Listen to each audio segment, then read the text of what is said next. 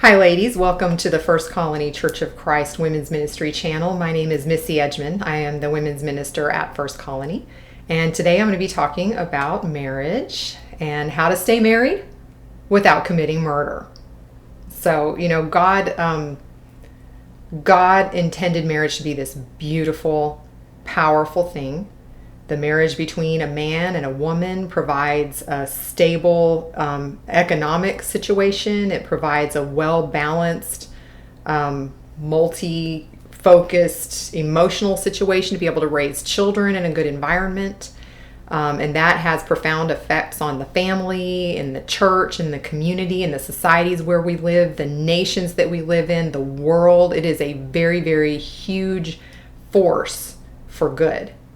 And anyone that's ever done a trip to a third world country or even poor areas here in the United States can attest to the fact that the family, usually it's the father figure, that's just absent. And so we can see the difficulties that arise when the marriage unit falls apart.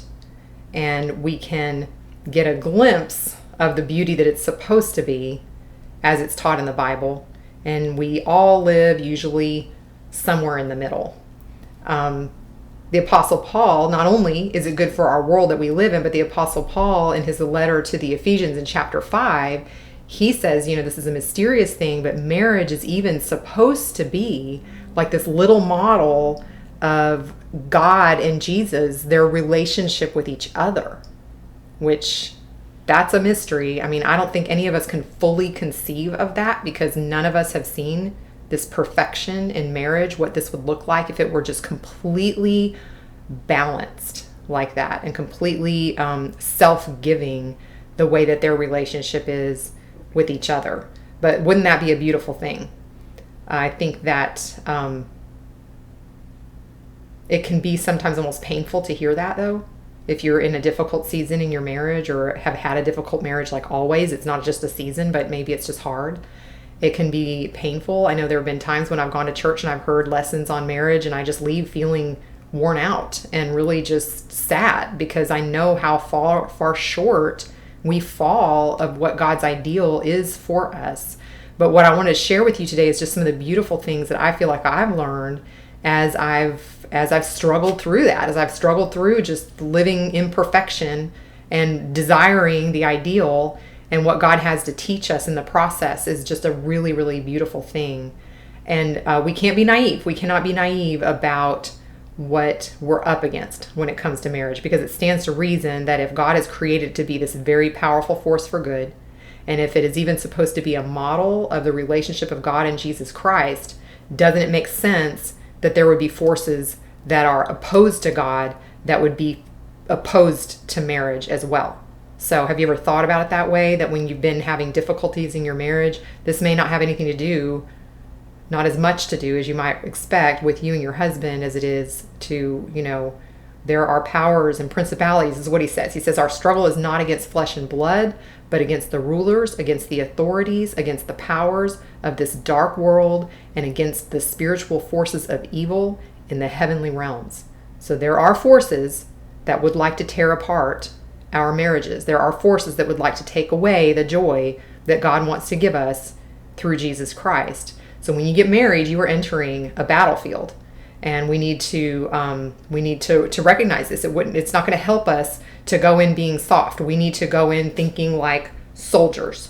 And I don't think it's any coincidence that not long after Paul talks about marriage in the book of Ephesians, he goes on to talk about putting on the full armor of God like a soldier. So be prepared, be ready, and don't be too soft on yourself. So I'm going to say some things today that I say to myself, and I hope you know that I'm someone that's just in the middle of all the struggle with you guys. So this is not in any kind of an attitude of judgment at all. I find that women tend to think one of two ways in their marriages. They tend to either think, probably this is a more common one because this is probably the more verbal, if he would just get his act together, then everything would be fine in my marriage. If he would just stop doing that or start doing this or start and stop several things, then we would be fine. And the other side of it is might come off kind of like a sweet spirit, but it might sound like, God, if I could just be more of fill in the blank, if I could, or less than, if I could, be more beautiful or cook better or do this or do that, or if I could be sweet enough, or I could be whatever it is, if I could somehow be that for him, my husband, he will love me the way that I would really love to be loved. And we might not verbalize that so much, but I think that sometimes it's a way that we behave and think. And the problem with both of those things that I think leads to my jokey title, How to Be Married Without Murdering, is that's a very husband-centered way to think. And so I'm going to say 3 points today. This is one. Oh, that's my title. Be God-centered. Don't be husband-centered. Because, when you're husband-centered, when it starts to really go badly, then your solution is to get rid of your husband, right? Which could be divorce, but it could also be fantasizing about him never returning home from work or something, because your pain is so great at some point, because you're focusing so much on that he's somehow responsible for your happiness and your joy, that when you're just miserable, getting rid of him seems to be the solution. So don't be husband-centered. That's going to be your first shift in thinking. Be God-centered. God wants us to be centered on him. He has work to do in us that's going to be beautiful, even if we never have award-winning marriages. So this is the way I talk to myself. So here's one point. This is where you really have to start, I think. After you get your mindset around, okay, I'm going to be centered on God. I'm not going to be centered on my husband. Then one thing you need to know, don't be a jerk. Don't be a jerk. So, jerky people think they're right all the time. Jerky people care more about winning an argument than understanding how another person thinks or caring about how they feel. Jerky people point out unbecoming things in other people. Jerky people complain rather than saying thank you or offering to help. And maybe you're saying, yep, you just described my husband. And maybe I did. Maybe I described your husband, but we've got to at least start by recognizing that all of us have some of those qualities inside of us. And Paul talks about putting on the belt of truth when he's talking about that armor of God. He talks about putting on the belt of truth, and the truth is that we are all sinners. And the times that we have trouble admitting this when we're angry inside of a marriage is that's a symptom of being husband-centered, because maybe we're not as bad as he is. Maybe in human rules, maybe that's true. Maybe if somebody were to watch what in the interaction was, they might say, yeah, he's got the problem and you really don't. But we are talking about being God-centered, and before God, we have all sinned and fallen short of his glory, and we have work that needs to be done in us. At the very least, if nothing else, it's that we have work to be better at forgiving. And so that has to put you in a level of humility. And when we recognize this, and when we start from humility and work on this, there's going to be this beneficial spiral that I see. The Bible tells us that God is opposed to the proud, but he draws close to the humble. And I think that this is what we see. This is how this works out. Because at first, especially if you're upset, you go before God, and to just sit in your own humility, it feels horrible. It feels like you just swallowed a hot coal or something. I mean, it feels unfair. It's hard not to get your mind over on the other person and start blaming them. I mean, it looks like a presidential debate. But if you can just receive it, okay, I am a sinner and I am broken and I am in need of fixing, then that ugly feeling that you have felt, if you focus your eyes on God, if you keep your eyes on him, what you start to realize is this is just like a tiny kernel of the feeling that Jesus must have had when he came to earth and became a man who was nobody special, and people he obviously was somebody special, but I'm talking about his position in life was not special, and people treated him horribly. We as sinners have so much trouble admitting, of being humble before God, yet Jesus, who truly was always right, and had no reason to have to put up with us people, came down and did it anyway. And he did it because he loves us. So when you're struggling with that position of humility, if you keep your eyes focused on Jesus and recognize how much he loves us, how much he was willing to put himself through because of his love for us, it deepens your understanding of the character of God. And that is the beginning of a beautiful process that can start to happen where you can start to know God himself. And that's the prize of our life.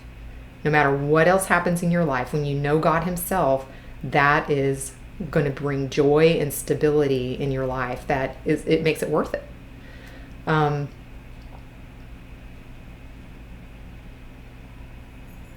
Okay, so here's point 2. Don't be a doormat, okay? Because sometimes I think people mistake humility for letting themselves be run over. Maybe they're really easygoing, and so they just don't really, or maybe they just don't really like to have conflict very much. Most of us don't, I don't think, but some are even very averse to it, like they don't want to speak up. You have to be grounded in humility, but that doesn't mean you need to act in a way that's going to enable bad behavior. And sometimes that's what's going to happen if you aren't the kind of person who's willing to speak up. The Bible teaches us that we're supposed to speak the truth in love. And that's going to require communication, clear communication, and clear boundaries. Again, looking at Jesus for our example, he really didn't get pushed around. He didn't allow himself to get pushed around. If you read in John chapter 5, he has a pretty heated argument with the Pharisees. But every time I read it, I just love this one verse. Verse 34 is the little nugget that tells us that what was his motivation? Why was he engaging with these Pharisees instead of just walking away and ignoring them? He could have just ignored them, but he was engaging with them. And in verse 34, it tells us why. And he says, I'm telling you this so that you will believe and be saved. Like his motivation for them was that they would actually be saved too. His motivation in engaging and arguing with these stubborn-headed people was for their good. That was the desire of his heart, was for their good. I mean, I think if our motivations really were for the other person's good or for the good of our relationship in an argument, even though there may still be communication issues that need to be worked out, I think you're going to make some headway. And at the very least, you're going to be blameless.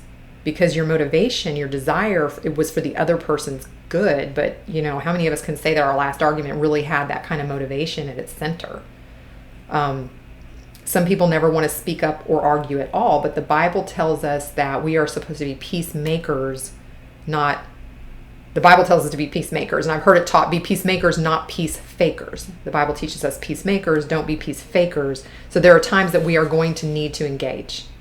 For the sake of the other person, like if you don't want to speak up because they throw a fit when you speak up, well, maybe by not speaking up, you're not doing them you're not helping them. You're not helping them learn how to mature when they're challenged. They may need to learn how to communicate differently.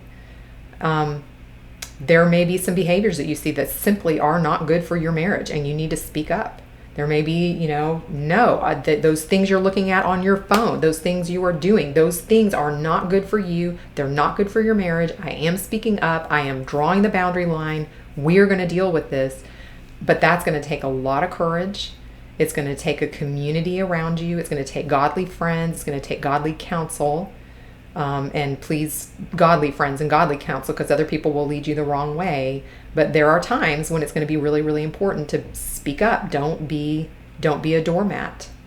Those are really hard ones that I hit here. But, there are other just everyday type things too, because I know some people who are just, they kind of paint themselves like a victim. Like, oh, well, we don't go to that restaurant because he doesn't like it, or and you could tell they're just kind of not happy ever because they never feel like they get to do what they want to do or whatever. And you have to ask, well, did you say anything? Did you speak up? And the reason why you may not want to, and I tend toward this, is if you speak up and you say what you would like, then it's the other person's choice how they're going to respond to you. And you don't have any control over that. So they could just not do what you would like them to do, and that hurts. That hurts inside. And so you're really putting yourself at a risk when you speak up. But the thing about coming to know God is that he will ground you.